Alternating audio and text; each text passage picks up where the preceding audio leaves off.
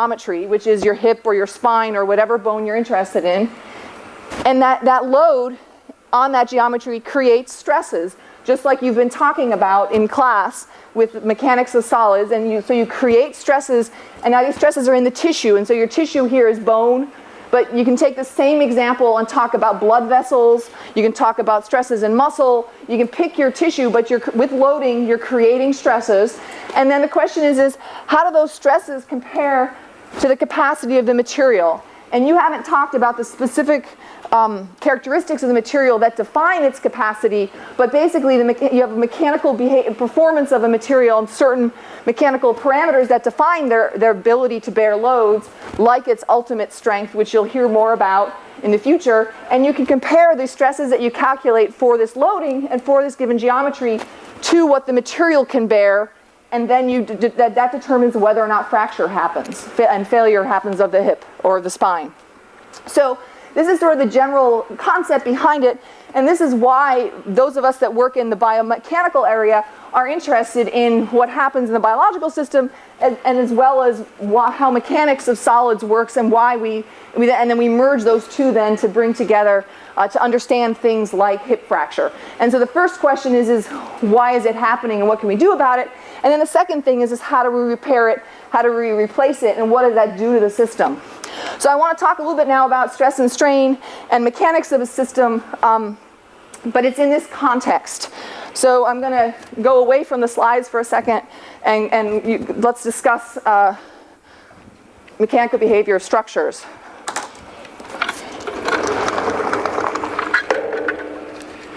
So has anybody ever broken a bone?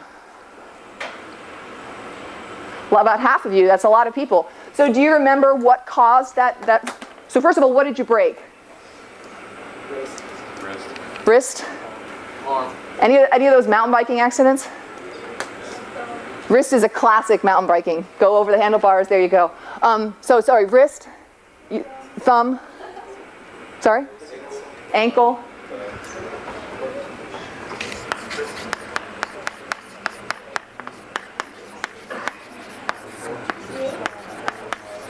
Any other bones? Arm, is that different from wrist, or was it up here? Okay. Arm.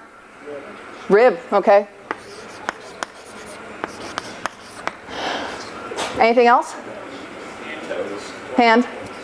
So let's put thumb, hand. Let's add toes to ankle. Anything else? Collarbone. Collarbone, yep, that's actually one that I've broken. That's actually the most fractured bone is the clavicle collarbone. Yep. Anything else? So actually, I think, so we basically have covered a majority of the skeleton. I mean, I'd say the only thing that's not on that list, so to speak. So everybody has broken something in the extremities. So we've hit the legs. The one thing that doesn't show up here is the spine. By the way, I will kill myself today. I always trip, and it's just a matter of when, not if. So I think if we did this, we'd end up, like I said, you could end up, if you had a larger sample, with pretty much every bone in the body. And so I'm going to take the spine because it's easier sort of to look at, but you could do this type of analysis with any of these things. But if we think about what is the spine or what is the hip, this is a little plastic model of the bottom of your spine right here. So this is your tailbone, and then here's 3 lumbar vertebrae. And there's a nice little piece of styrofoam to give you some idea of what the disc might do. And then it's got some little rubber bands on it that are sort of simulating the ligaments. But so if we look at this spine, a vertebra, what we find is that a top view looks sort of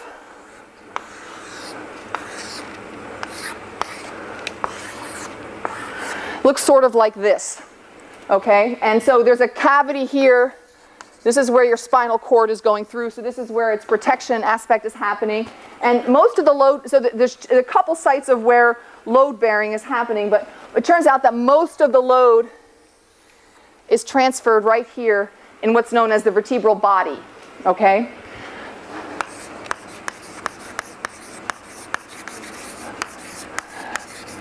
So how might might you go about trying to consider what failure of the vertebral body and to figure out what the stresses are in the vertebra if you're concerned about failure or just the mechanical performance of the vertebra? How might we go about trying to understand that?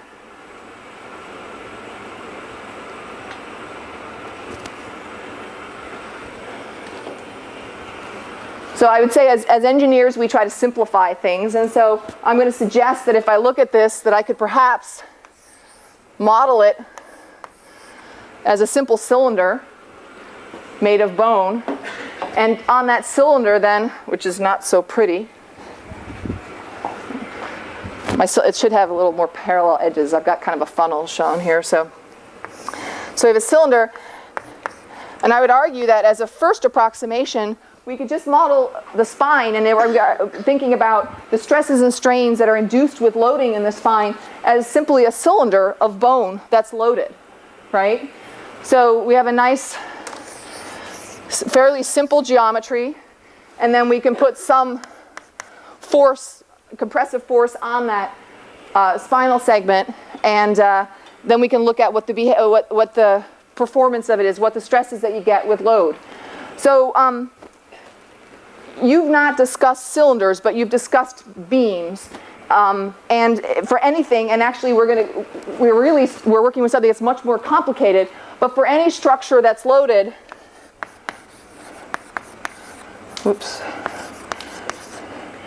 its performance under loading, as Professor Verena has discussed, is a function of what? In sort of broad sweeping categories. Length. What else contributes to its performance, ability to bear loads? Height. It's width, it's height. Width, height. Okay, so I would consider all of these as a group. I would say it's its geometry, right? So let's say it's a function of its geometry, and you saw also for that the geometrical functions are different for different loading. So the geometry for compression or tension is when you discuss that is different than when you think about bending, where you had some cubic behavior happening in your beams. But that's all captured in some geometrical parameters. What else besides geometry contributes? Material properties.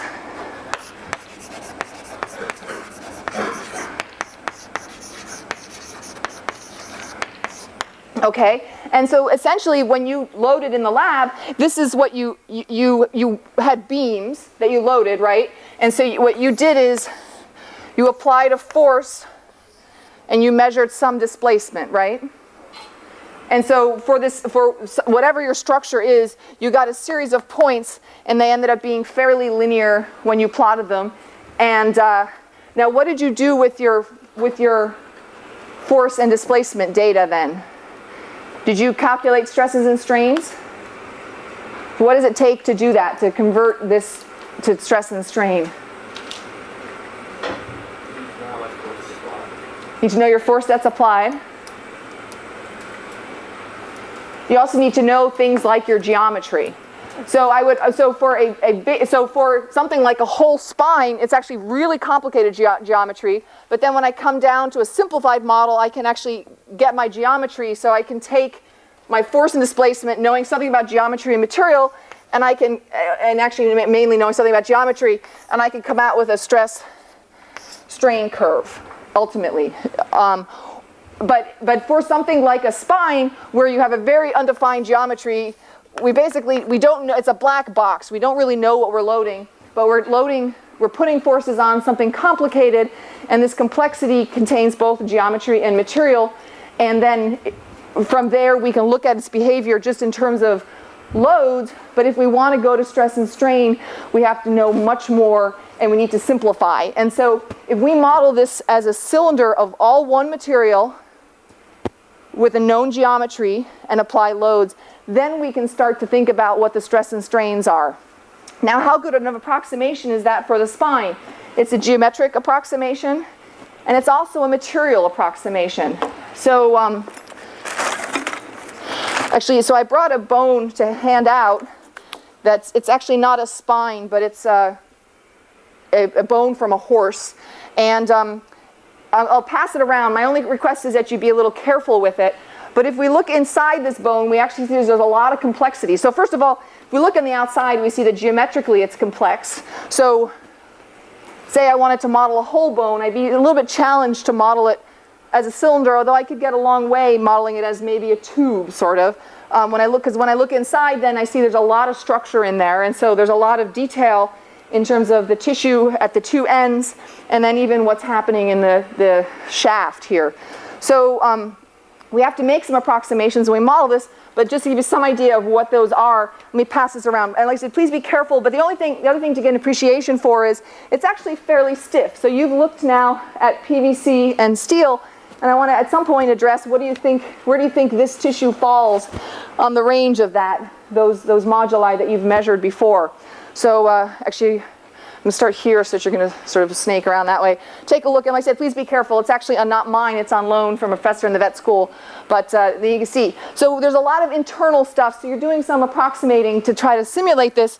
But one could say, let's just model this with some modulus of bone, and let's model it as a geometry of some radius of the spine. So then we can calculate an area. We know something about the material, and we can then look at how, for a given load, what the stresses are that are happening in the tissue, right? Because, oh, sorry, this is because I have it on a slide still that's just on a black. Okay. So you know that the stresses are equal to your modulus times your strains, and now you're in a position to start to go in and look at, if you do a very simple approximation in terms of both your geometry and what your material properties are, to then start to look at stresses, and then for a given load, how close are those stresses maybe to stresses at which it will yield or it will fail. And so this allows you then to go in and calculate that. So this is one looks at a structure. So I'm giving you an example of a vertebra. You're in orthopedics, and again, one could bring this up to any other organ system or tissue system in the body. But in orthopedics, examples of structures are whole bones, joints, and then also things where you now maybe have a bone plus an implant. So another example of a structure is this is a forearm bone. This is your ulna. For those of you that have broken your forearm, you might very well have a plate on it. This little plate, this doesn't actually, it's an intact bone. It's just an example of so this now is a structure with a very more complicated geometry and material properties, because now you have two materials. So this is another example of an orthopedic structure that we'd like to analyze, and we'd like to understand how this now behaves compared to what the original unit without the fracture and without a metal fixator would, or a plate would behave. So this is the kind of structures that we look in orthopedics. So I've already referred to the fact that our geometry is really complicated. In the body, geometric considerations are so next year when you take MA engineering, I guess it was 202, is probably 2020 now, is that right? And when you take 2020 next year, you're going to see that you're going to make lots of geometric assumptions. You're going to do lots of cylinders and lots of beams, but when you look around the body, very few things are actually cylinders and beams. And so what we have to do is we very often work with idealized geometry. Now, what's a confounding thing that happens in the body that you don't ever have in man-made materials or man-made structures, I guess? Change in size? Changes in size, yeah. So one of the unique things is we have growth happening, and we also have changes happening in certain pathologic conditions and or with aging. So geometry changes in living systems, and so that's something we have to consider. And in some cases, it actually changes continuously, and in some cases, it changes under particular conditions. So we have some geometric challenges that we don't meet so often in man-made materials. Then I now want to switch gears a little bit and talk about material properties of biological tissues. And again, I'm going to focus on orthopedic tissues just because it's what I do and what I have pictures and videos and whatever of, but these same concepts apply to most biological materials in the body in general. So let me delete something here.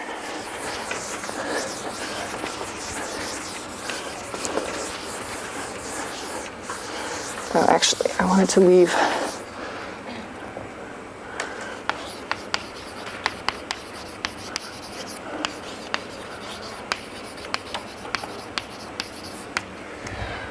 So now, what are some examples? So we already talked about what the orthopedic materials are. So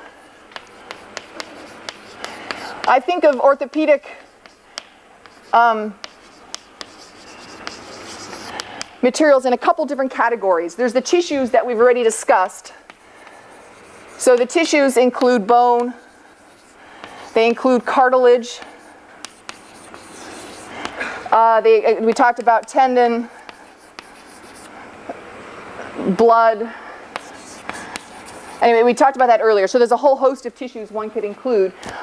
What else might one consider as an orthopedic material that beyond just the tissues? What other materials come up maybe in orthopedics, let's say more generically?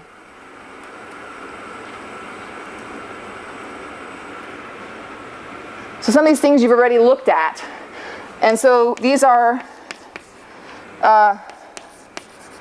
the replacement materials. So if we look at joint replacements, which some people have mentioned, or actually just things like this plate, but if I look at, like, people can get rods, you can put plates on. These are made of conventional metals. So replacement materials for us often include stainless steel, and cobalt, chromium, and various metals, titanium.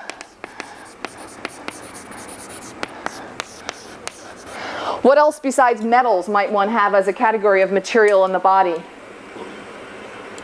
Plastic? Plastics, yep. What types of plastics? Can you think of where plastics might get used? So by the way, another example for metals is like stents. For vascular stents are often made of metal as well. So plastics, where might we see plastics in orthopedics? Surfaces, yep. So we have the whole category of plastics, but what I think of when I think plastics, I think polyethylene, which is the surface that's used for joint replacements. And what else is a plastic? Anybody can think of another plastic, maybe? It's going to be a little harder to think of, but turns out that bone cement, what's sort of used as a grout, it's a plastic referred to as PMMA. It's actually the same thing that contact lenses or hard contacts are made of, PMMA also, or actually so are, I think, gas permeable contacts. And PMMA is polymethyl methacrylate. That's bone cement. Like I said, it's in contacts. It's a plastic. It's actually not Lexan. Now plexiglass is polymethyl methacrylate. So plexiglass. I guess I could have just said, instead of PMMA, I could have said plexiglass. So anyway, there's another plastic that gets used. And then another category of material is things like Dacron that get used for ligament replacements, which is another, again, it gets used in clothing, right? But there's sort of a fibrous type replacements that are also sort of a category of plastics. So anyway, so these are other materials that are of interest. And so what we're interested in then, looking at native tissues, the question is what's their behavior and their performance? And then when you replace them, you're interested in how have you changed the stresses and strains that are happening now by putting something in that has different properties, and how do these properties compare, okay? So I care, first of all, how does bone behave when it's loaded, but then what happens when I now take a piece of stainless steel and replace it where there was bone, and how does that change the stresses and strains, and how does it change the mechanical environment in the body when it's now under load, because again, that's one of the big mechanical functions. So we do in my lab, a lot of characterization, and most of our work focuses on bone. Now, you've done this sort of looking at stress and strain, and we know that stress versus strain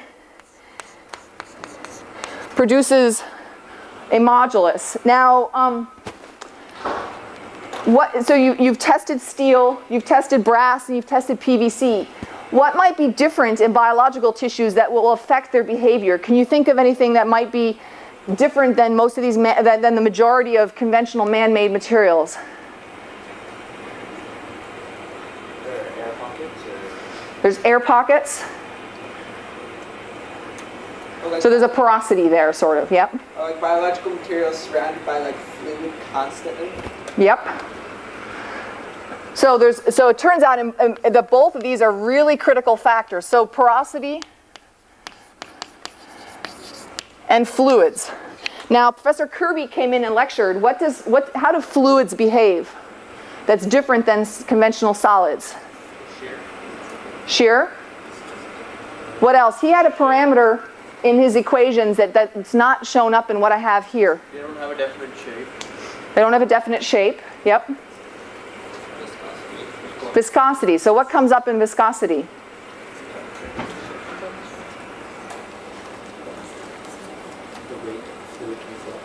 The rate that fluid can flow. So what does that mean? What's the additional parameter that we haven't? How much it can deform? Any other idea? So there's something going on that we haven't discussed at all. Theoretically, could a really viscous fluid add support in a way? The density. The density, but I'm still going back to what is viscosity. So I have geometry here and I have just material properties. There's some other parameter. So in geometry you've given me length, width, height. Material properties you've said modulus. When we talk about viscosity, what else do we have to think about? Time. So for what you did in lab, did you measure a different deflection if you loaded it more quickly? How quickly you load matter? No. So what I'm going to tell you, I guess, is that, and it's partly due to the presence of fluids, that in fact in most biological tissues, that the presence of fluids gives it a rate dependency, and so now rather than just talking about elasticity, we have to talk about visco elasticity. So how quickly I load it matters. And this is something that all biological tissues pretty much have, and that is much less common in man-made materials. Can anybody think of examples of man-made materials that are viscous?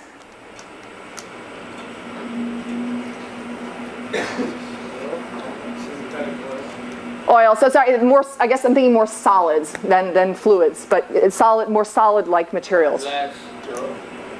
Jello. Jello is a great example. Yep.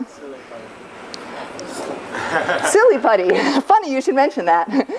So I went shopping the other night. So actually silly putty is a really interesting material, and it turns out that it's now, to show my age, it's sort of like a vintage product. So you can buy the original vintage form of it, and then you can buy all sorts of other things.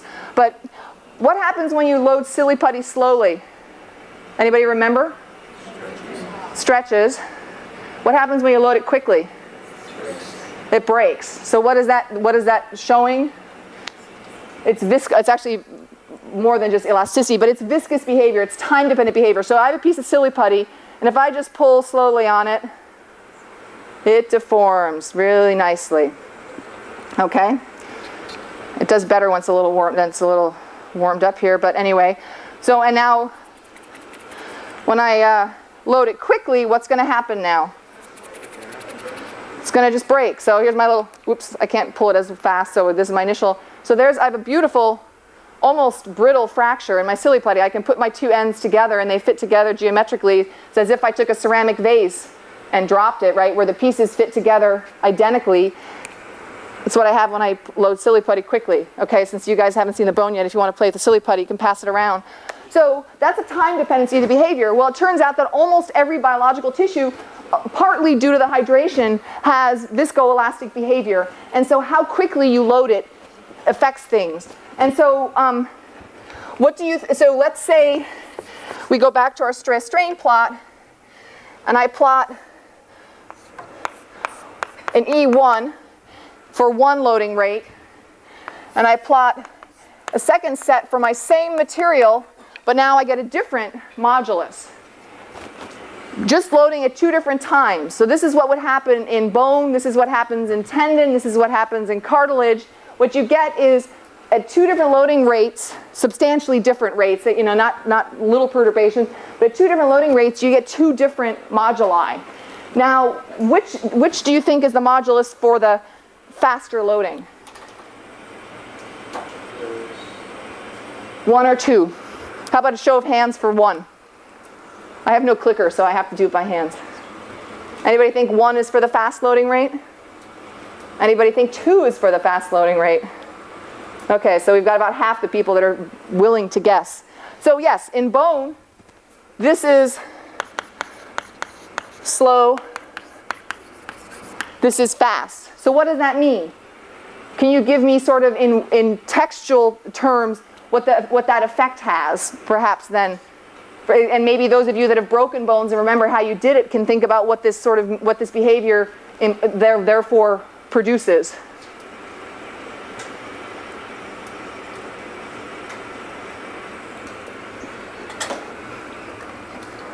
Anybody willing to venture a guess? Excuse me? So what does it functionally, what is the implication of something that goes from a slow loading 1 modulus to a different modulus at faster loading?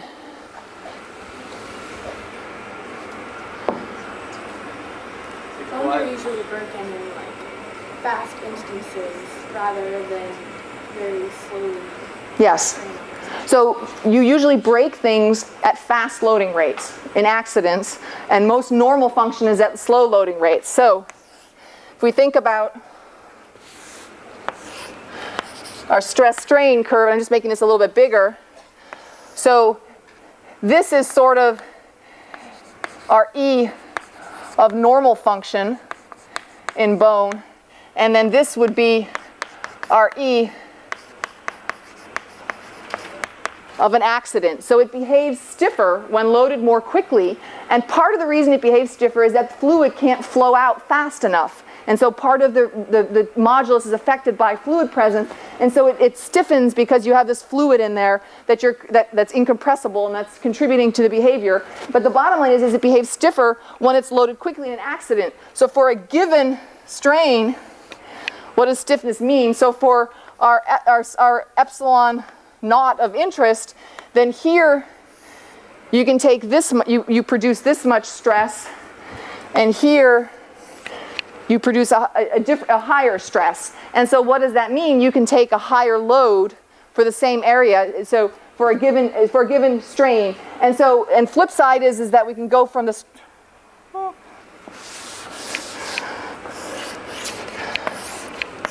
For a given stress, how much you deform is different as well. But what this means is that it behaves stiffer and it deforms less than when you load it. And so now this is not going out to what happens further on when you get to failure, but at least in terms of its behavior, it acts like a stiffer material when it's loaded more quickly, which has some advantages in these abnormal high loading rate situations.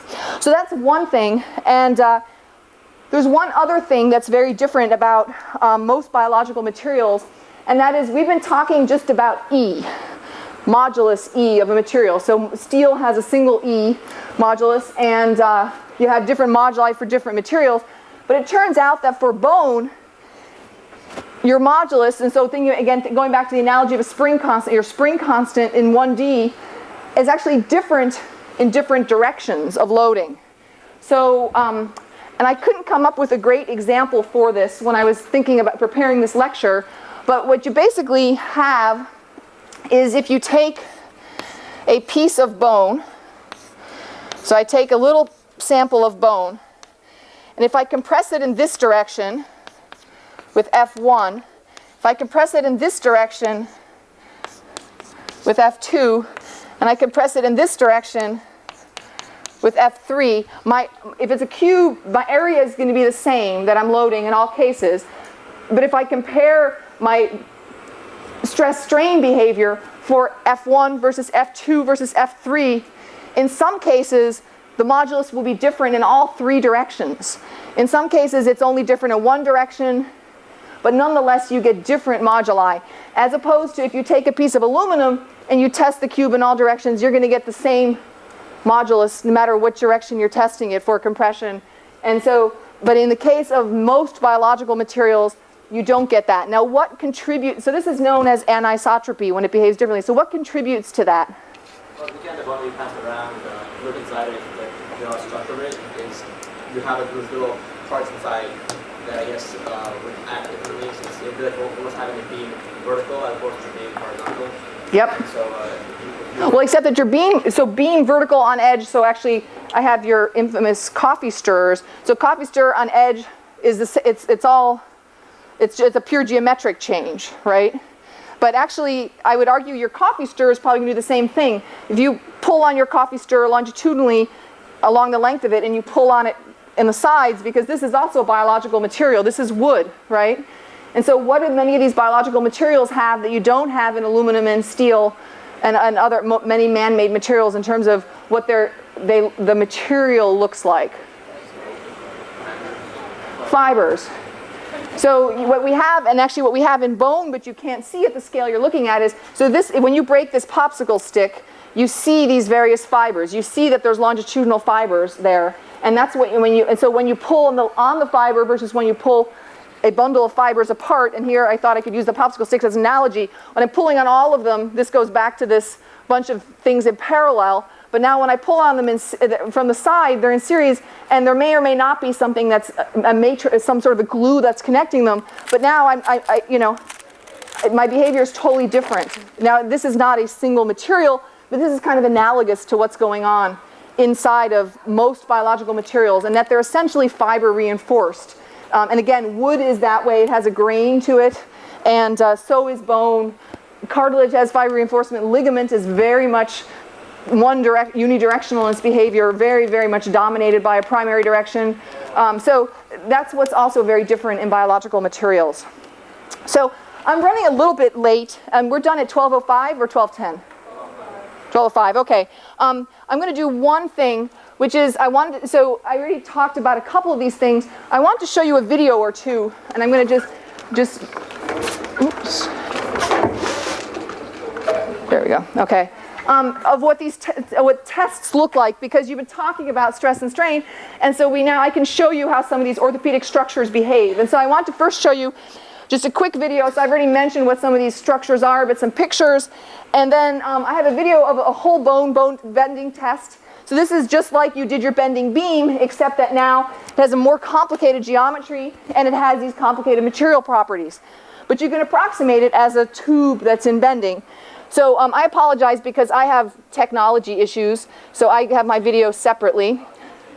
So this is a whole bone test. This is a little rat femur. It's your thigh bone that's going to be loaded in 3-point bending, different than 4-point that you've been talking about, than the pure moment. So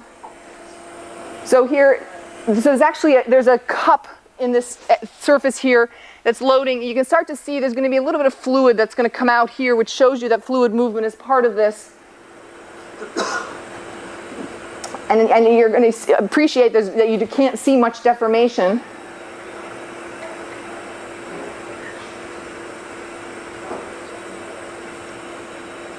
It's deforming, so you slightly see it. Oh, here it comes. See it's oozing there?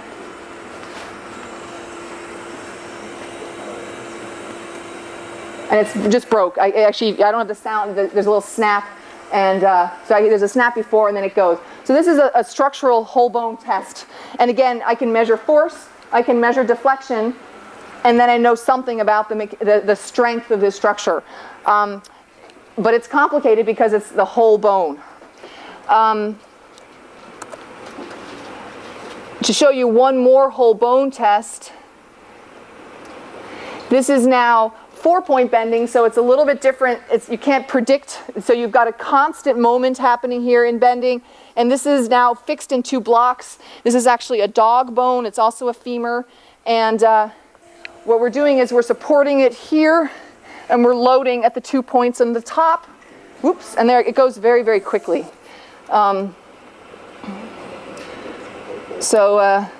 Again, the deformations are small. You see it's deforming, it's coming down, and then it goes.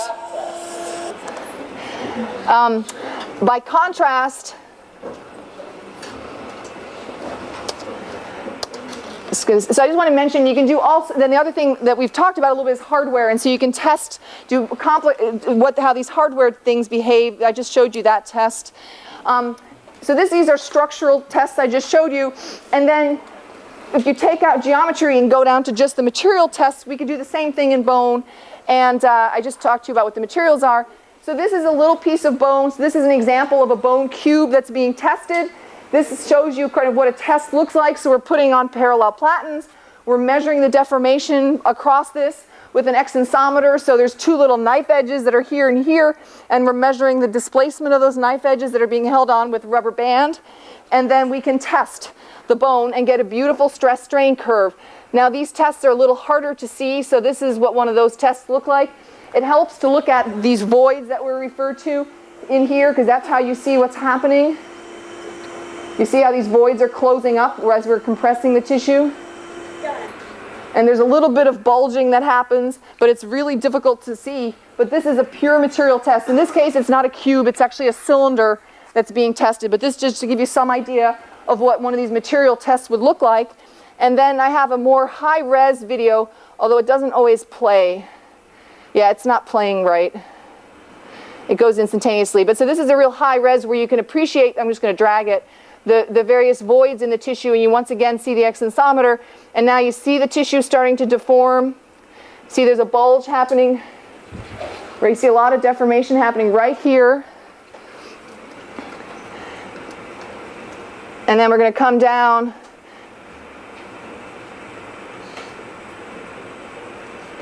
And then ultimately, this is just, we hit a point where it's at a plateau where you're just compressing material.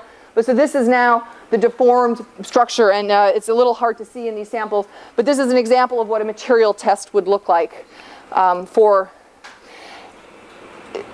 bone. And then from these tests, and we skip these tests, one gets a very nice stress strain profile, and we just stop it at a particular strain. But so you get very nice data that's like what you've gotten in your lab, except that now we're testing bone. So can I get you to guess the last thing, and then we'll stop right here. Where do you think your modulus sits for bone?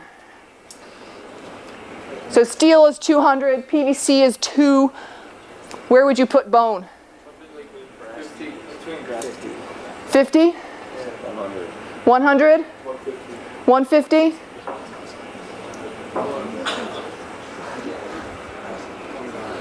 Any other guesses?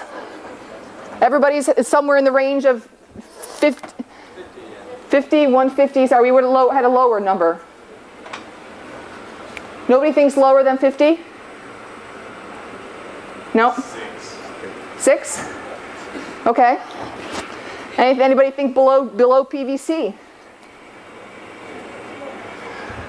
So let me tell you. So some of you are right, some of you aren't. If we look at the stiffest modulus, because I just told you it has multiple moduli, in compression, bone has the compression along the longitudinal direction has the highest modulus. If I take a little cube from this dense bone in the shaft here and I test it, I'm going to get a modulus that's right around 18 to 20 gigapascals is my modulus. So an order of magnitude less than steel, but an order of magnitude greater than PVC. But if I take one of these samples, this curve I just showed you here, so from the ends, I'm actually going to get a modulus that's well below PVC. It's going to be 1 down to 500 megapascals or something like that, maybe even 200 megapascals, depending on how much tissue, the volume fraction of the tissue. So we hit the whole range, but we start in the middle and we go below PVC actually. But it depends a lot on the exact specimen because it varies. So with that, if you are interested in any other questions, please feel free to follow up. And thanks for your attention.